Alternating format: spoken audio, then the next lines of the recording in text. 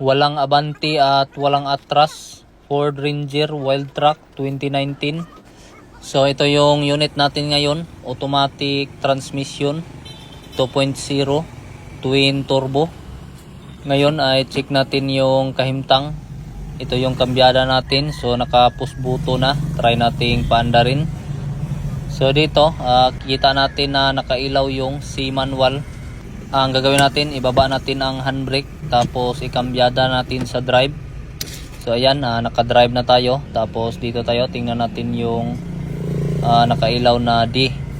So try nating patakbuhin.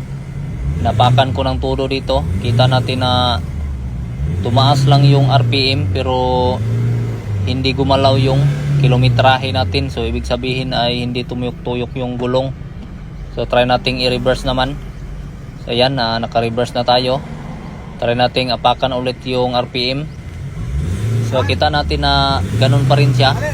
So ayaw gumalaw yung kilometrahe, ayaw tumuyok-tuyok yung gulong. Tapos nakailaw yung sign ng pitaka. So check lang muna natin dito sa Bulang Kristal. So ayan, ito yung mga trouble code natin. Sobrang napakarami. Medyo nalilibugan na naman tayo dito. Sinimulan ko na agad i-check yung mga fuse. Tapos dito tayo sa ilalim. Ito yung transmission natin, 4-wheel drive siya. Tapos ang gagawin natin, tanggalin natin tong oil pan ng transmission.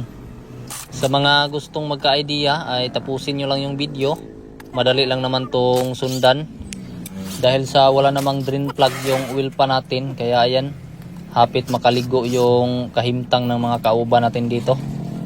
Pero gano'n naman talaga kapag gumagawa tayo ng mga patsamba-tsambang trabaho. Ngayon dito sa oil pan natin, kita natin na may mga ngipin. So ayan, parang marpil ata to na hindi hinubad nung kumain ng nilatang kabaw. So kita natin na ngipin to ng mga gear. Ibig sabihin ay pangag-pangag yung kahimtang ng transmission natin. Kaya ang ginawa namin dito ay pinagpatuloy naming tuyok-tuyokin yung mga bolt. So ayan, tinanggal namin yung valve body. Simple lang naman tong gawin. So ayan, basta kay tanggalin lang natin yung lahat ng makikita nating bolt. Pagkatapos nating matanggal yung valve body ay tanggalin na rin natin yung isang bolt na natira. So ayan, tapos tanggalin natin tong pressure pump. So ayan, kita natin na ito pala yung marpil na nangapangag. Dahil sa pangag-pangag yung kahimtang, kaya ang ginawa namin dito, hinimulbula namin yung transmission natin. So bali ito na yung kahimtang niya, pass forward tayo. So flywheel na lang yung natira, nababa na natin yung transmission. So yan, ito na yung transmission natin. Ang gagawin natin dito, ipasok natin sa ICU. Uupirahan natin to. So bakit uupirahan natin? Siyempre nasira yung panga niya sa kakain ng nilatang kabaw. Simulan natin ang operasyon. So ayan, kita natin dito na ito pala yung panga niya na nasira. Waskag yung kahimtang ng marpil dito. Halos maubos yung kalahati ng kanyang ngipin. Tapos dito naman sa kabilang ngipin, ayan, napangag din yung kahimtang. Ngayon ay ligwatin lang muna ng kunti. So ayan, ito na yung ngipin niya. Ang gagawin natin dito ay pamarpila natin to at nang makakain siya ng matiwasay. Itong pressure pump naman natin ay medyo hagaras din ng kunti yung kahimtang niya. So ayan, medyo hindi na siya magandang ibalik siguro. So ngayon ay ito na yung mga marpil na ikakabit natin. Ayan, ang gagawin natin dito, i-transfer natin yung bearing sa kabila kasi walang bearing yung dala. Tapos ito namang isa, ayan. So isang ngipin yung natangtang dito. Tapos yung gahagaras yung kahimtang, ayan. So buo yung ipapalit natin. Dito ay dinukdok ko na yung bearing natin. So ayan, transfer natin dito sa kabila. Yan, pukpukin ng maso. Kamatang ikang matskiha ka, kabalo kang nagmugot ning naong sa imong mga baser, ipakita pag mong gidukdok nimong martilyo ng bearing. Maguba ginang bearing, bantay lang ikang tuntuha ka. Unsa man kang wala man ka sa standard mo dalag trabaho, pataka lamang ka. So ayan, balik tayo sa Tagalog. Ayan, hinigpitan natin yung cover. So ito na yung kahimtang niya, so okay na yan. Tapos ngayon naman ay pwede na nating ikabit yung pressure pump. Ayan.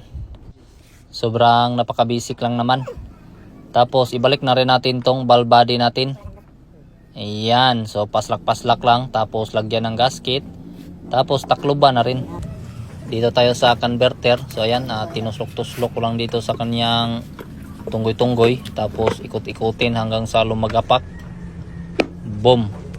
Pagkatapos masiguradong paslak na ay ayan, tinanggal na natin yung hawidtanan.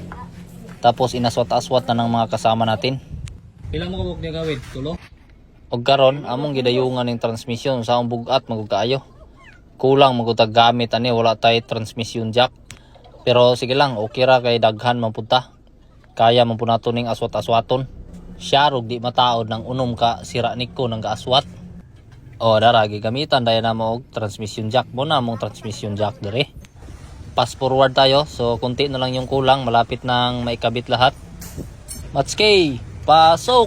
So ayan na guys, malapit na tayong matapos. Install na lang yung battery, tapos yung actuator ng turbo natin. Okay na rin mo diya?